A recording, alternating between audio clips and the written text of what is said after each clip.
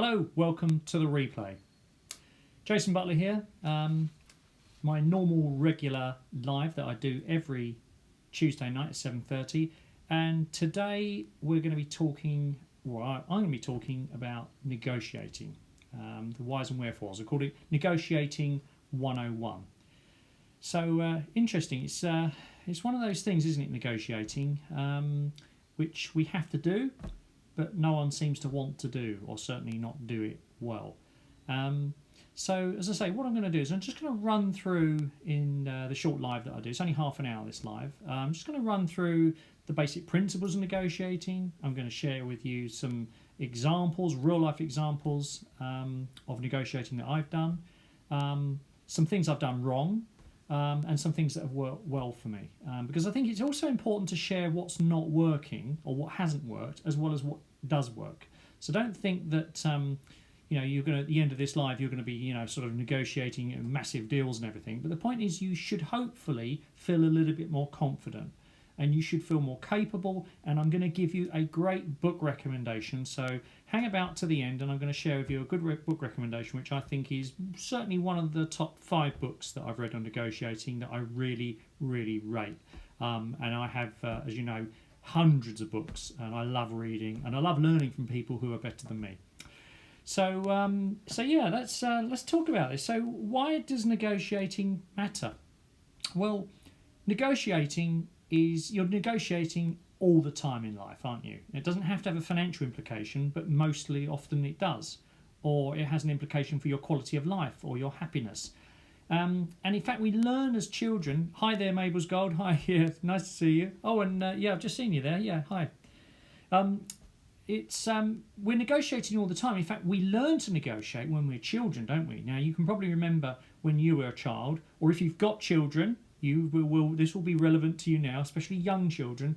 They're really good at negotiating. But I really need this. Can I have that? If I do this, will you do that? Children get really good at negotiating because the stakes for them are pretty straightforward. You've got all the power and you've got all the ability to give them what they want.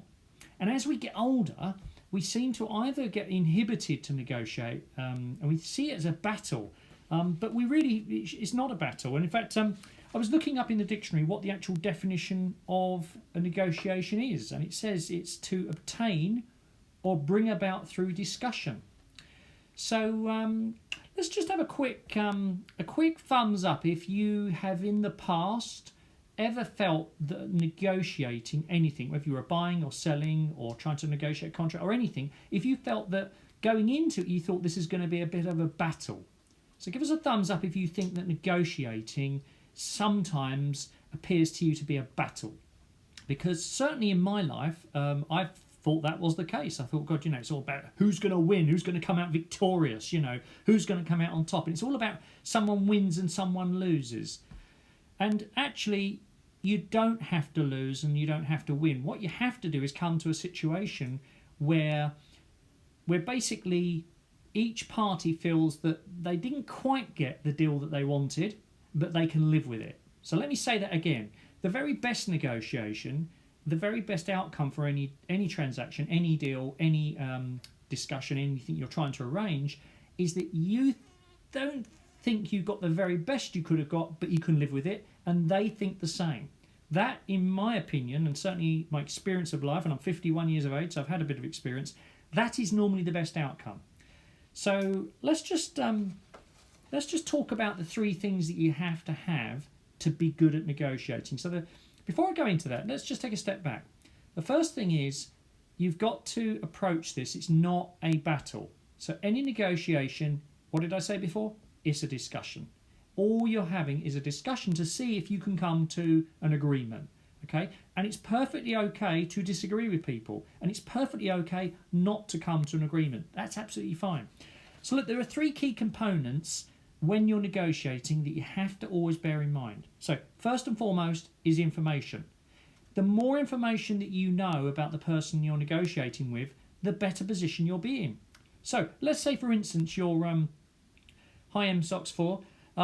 So the more that you understand what the motivations are of the person that you're going to be negotiating with, then the more you can understand them. Remember, we're seeking to first understand and then be understood. Simple principles of influencing people. So let's say you were buying a house. If you know the people are getting divorced, or they've had a bereavement and they just want to get rid of the place because they don't, it's got associated. You understand they're a motivated seller, or they've got financial problems. The more you know, the more you can then approach things in a sensible way. Same as if you're going to be selling. The more you know about the purchaser, are they in a position to buy?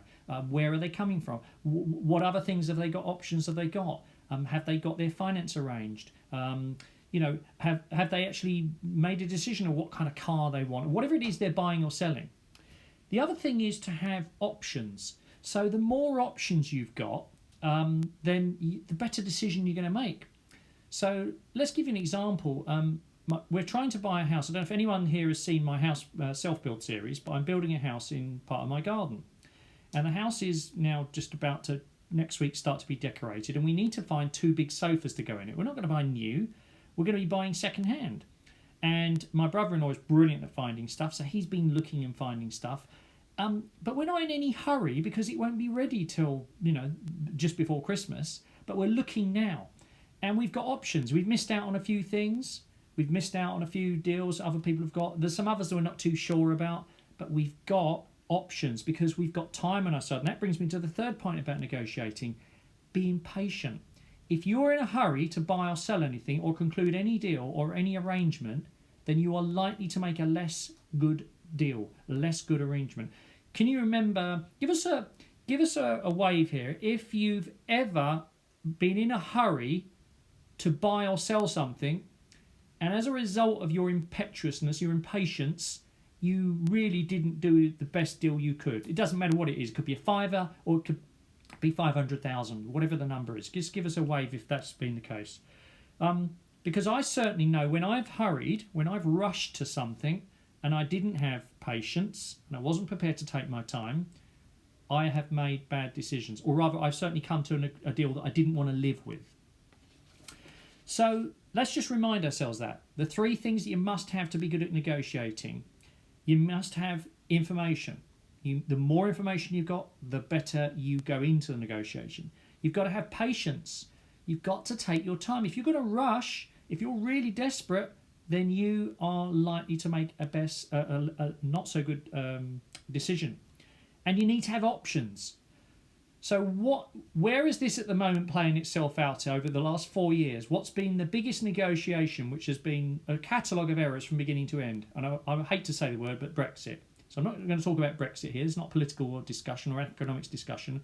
But the way they're approaching that in those early days was like Theresa May's government was almost like every way not to approach a negotiation. We'll do any deal we can possibly do. Just give us a deal. That's not going to get you the best. It's not going to get what you want. Forget the politics. Forget any of the whys and wherefores. It's like 101. Anyone who knows about this sort of thought, God, that is not the way to approach things. So regardless of your politics, and I'm not a big fan of the Johnson government, but the point is the way that the chief negotiator is approaching this at the moment is about right.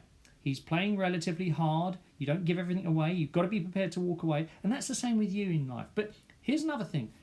You've got to think very carefully in any negotiation how important it is to you. Some things are more important than others. So let's just run through a couple of do's and don'ts here. Do your research. So if you're buying, let me give you an example, a real story to explain this. Last summer I wanted to buy a new car, and as you know, I'm not into buying stuff on finance or anything like that. So I wanted to buy a new car, and I wanted to get a Mercedes E-Class estate. We've got 2 dogs, one of which is sleeping right in front of me at the moment. It's had a very hard day. That's Inca, the black lab. So we needed an estate car that the dogs can get in the back, right? So we knew exactly what we wanted. We wanted diesel because it wasn't practical to get electric at the moment, and I wasn't comfortable then. The next car will be electric, and we thought that we'd get something that was a couple of years old that we could run into the ground, so we could run a diesel car for 7-8 years until we can go electric. We thought we'd spend around about 20 to 25,000. I'm not prepared to spend any more on a car than that. I wanted something that was reliable. Black. It was black. But as I say, don't want anything too flash. So I'm not a flashy person, so I just wanted something that looks nice, that drives nice, that's reliable.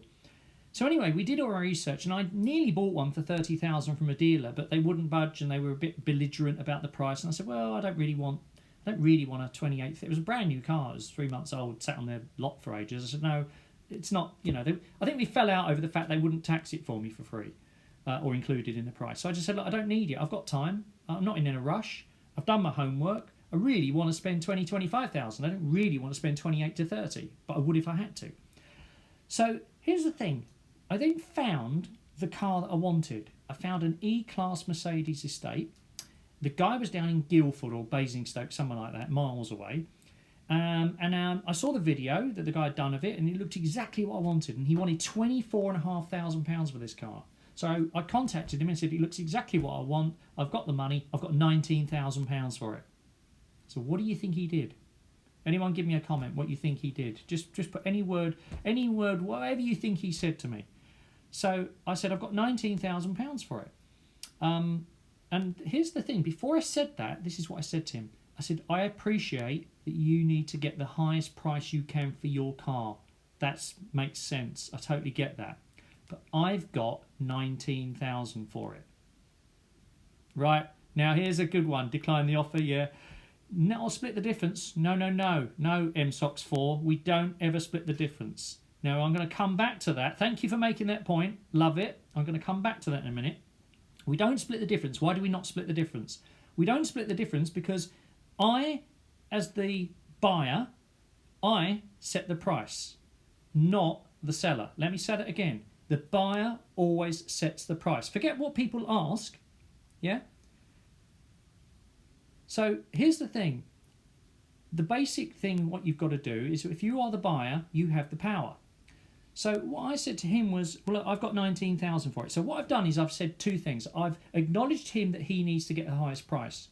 I haven't said your car is only worth £19,000. I said, I've only got £19,000. Okay? So as far as I'm concerned, I've now set this. He wants 24. I've said I've got 19,000. He then said to me, a dealer has already called me yesterday and offered me that. I said, well, I'm not a dealer and I'm very happy to offer the same. But here's the thing. We were so far apart on price. I said to him, look, okay, I understand that you want to get the highest price. Why don't you give it another couple of weeks? So here I'm being patient. I've got options and I've got information, right? That those cars, that 24,000 was absolutely the top end range, but his car was slightly higher mileage. Now it's not all about cars, but I'm using this as an example. So what I said to him was, give it another couple of weeks, and if someone comes along and buys the car, then you've done well, okay? I can keep looking, I'll survive, I'll find something else. But if I'm still in the market and you've still got the car, would you be open to me having a conversation with you and see if we can continue our discussion? And he said yes. 2 weeks gone by, he hadn't sold the car. I contacted him and said, okay, you haven't sold the car. Would you like to take 20,000 for it? He said, no, the minimum I can take is 22.5. So now he's come from 24 to 22.5 because he sold it. So what's now happening? I've still got options. I know that price of cars aren't going up, they're going down. So what I've said to him is, look, okay, well, look, give it another week. But look, I'm going to keep looking. That is the car I want. I'll give it another week and see how we go. Another week went by and I came back and said, have you sold the car? He said, no. He said, would you give me 21,500? I said, no. I said, I've told you, 19 was the price that I had for it. I offered you 20 to try and see if we can do a deal. 20 is what I've got. And he said, no, I can't accept that. I can't accept that. I said, okay, what is it that's stopping you accept that? Notice what I said. I said, what is it that's stopping you accept that? And he said this. He said, I've got car finance on it of £22,500. So let me just say that now we've got the real reason why he couldn't accept my money. So there's two things here. He's either not got the money to pay the difference himself, or he has got the money and he doesn't want the pain. He can't stand the pain of coming up with that money, because do you know what that does? It reminds him what a stupid decision it was for him to buy a brand new car 2 years before and have most of it on finance. That's what that's all about. So when he's now having to accept the true price, because I set the price, I'm the buyer, not the seller. The buyer sets the price. That I'm the only one with the money. I'm knocking on the door. If it was worth that, he'd have sold it before, wouldn't he? I'm not having a go at the guy. I'm just having a conversation.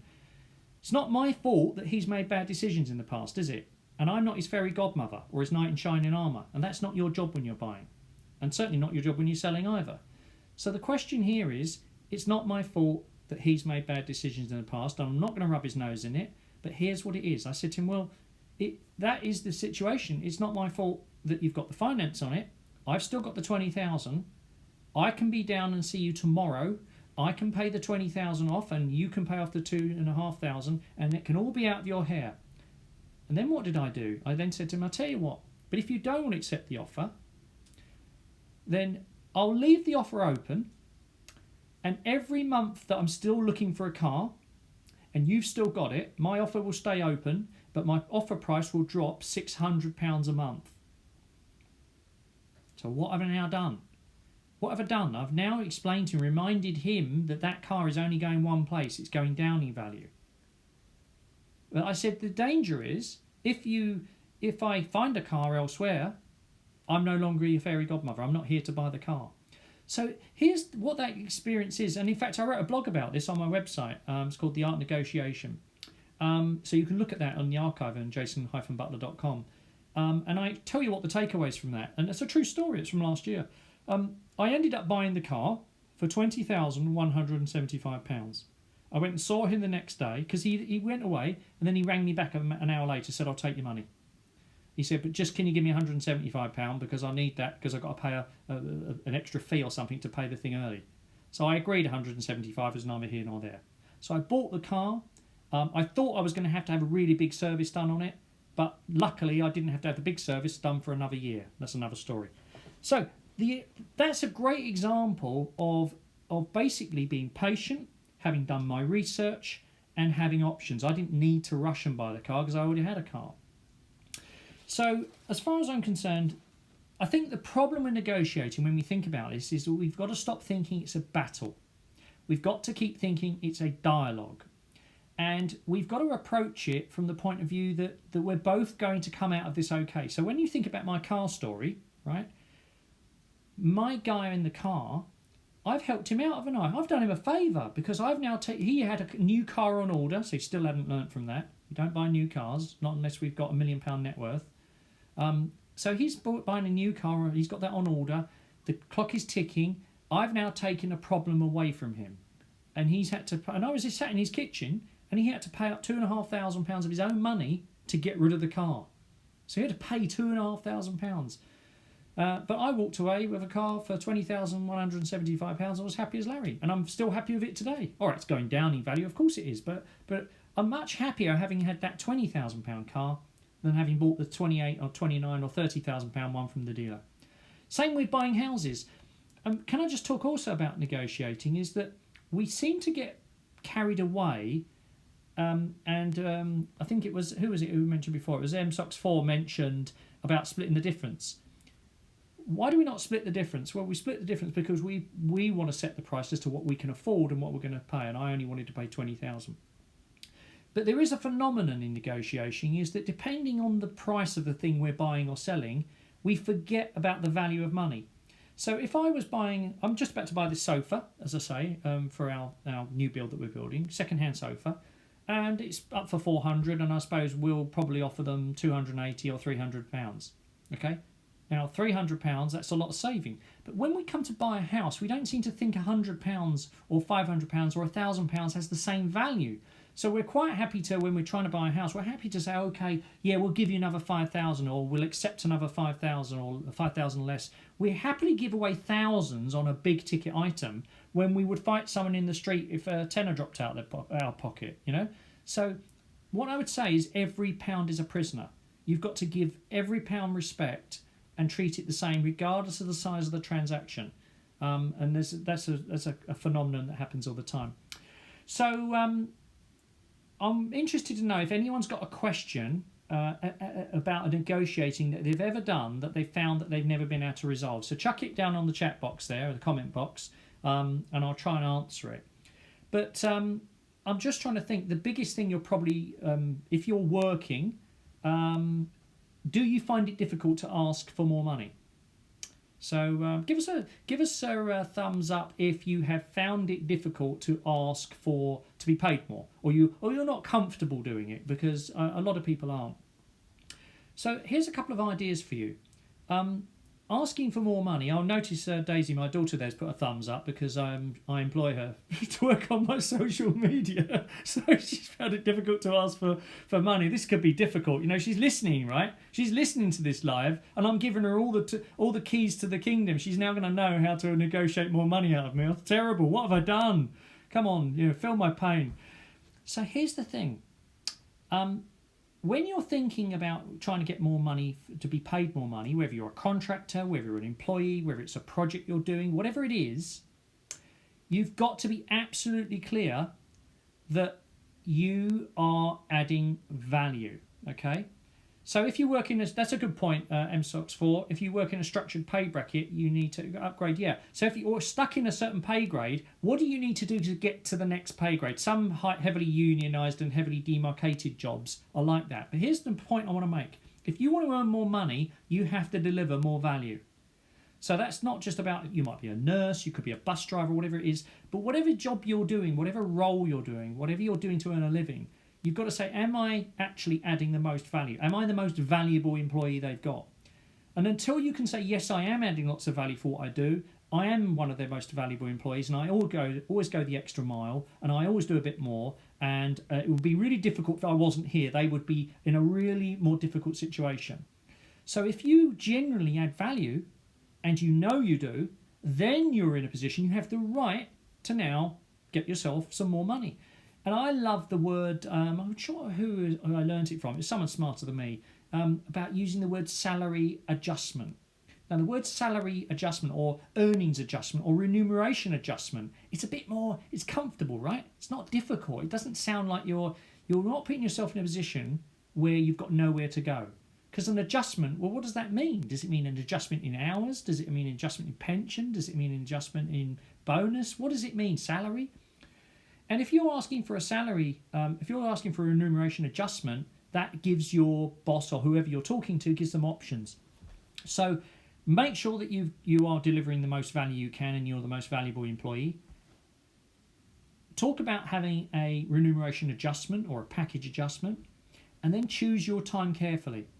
So you have to choose your time carefully, and before you actually do this, do your own appraisal. You know, a lot of companies have these formal appraisal processes, and you've either you're to be the exceptional performer, you'd have to be be able to do a pole vault of 15 meters and have both great grandparents alive. It's never possible to do.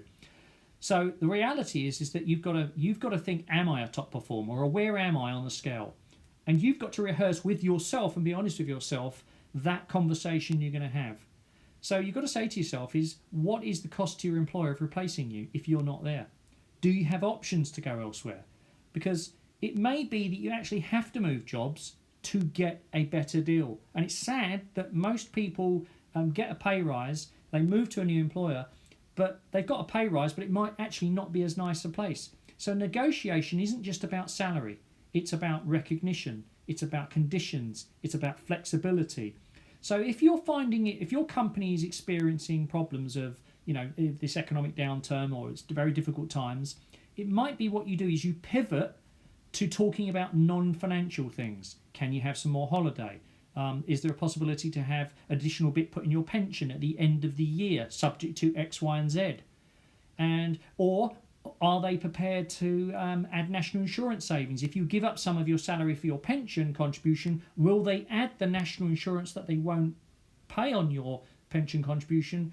Would they put that in? Because if it's £1,000 that you ask to be put in of your bonus or your salary into your pension, you can have £138 added from the employer at no cost to the employer. So there's lots of things like that. Could you give up the private health insurance in return for some cash payment if that's more important to you and you're healthy and you live in an area with a good NHS? Lots of different ways of thinking of things. So look, unless there are any questions there, I'm just going to summarise and finish up because these are only half hour, these things. Negotiating, we've got to do it. It's very important. It's not a battle. It's a dialogue. It's a discussion. go into it with the view of that you're both going to win. Think win-win. That it's basically the deal you do or any outcome should be just about what you can live with and what they can live with. Not quite what you wanted, but it's okay. You've moved forward. You've made some progress. Remember the three things you need. You need information. The more information you've got, the better. The more patience you've got, the more you can wait, the better. The more options you've got, you know, the ability to try different things, that will help you. So the other thing to just finish up on here is that the money that you save in not paying more than you need to for something, or the money that you gain from getting a better price for something you're selling, is just the same as money you earn from working. And think to yourself, if it's £100, £500, £1,000, how many hours does it take you to earn that? How many? So think in terms of earning and spending, in terms of the time you spend earning that money, because time is the one thing that is precious. There's plenty of abundance out there. Money wants to hang out with people who respect it, who appreciate it, and more importantly, use it in an intentional way. So that's me done. Thank you very much for joining me this week. Hopefully that's been of help. Give us a thumbs up if it has been useful, if you found one or two little gems there. But I've got a little book recommendation. Before I go, I said to you, for those people, the diehards, the friends of mine who hang about, this is the book recommendation. You need to go and get this book. You can get it on Audible. You can get it on Kindle. You can get this second hand. You get it new. This is one of my top 5 negotiating books. Never split the difference. This is written by an ex-FBI hostage negotiator. Now, of course, very unlikely that any negotiation you're ever going to do is going to be reliant on someone surviving, someone's life. This guy, if he got it wrong, people died. But this is really, really good. Look at how many things I've got. This is how I mark my books up. Look, right? How many bits of paper I've got in there. If you don't find at least 5 things in there that help you become a better negotiator, then I'm a monkey's uncle. So there we go. Hope that you've enjoyed it. Thank you very much for joining me again. It's been lovely talking to you all.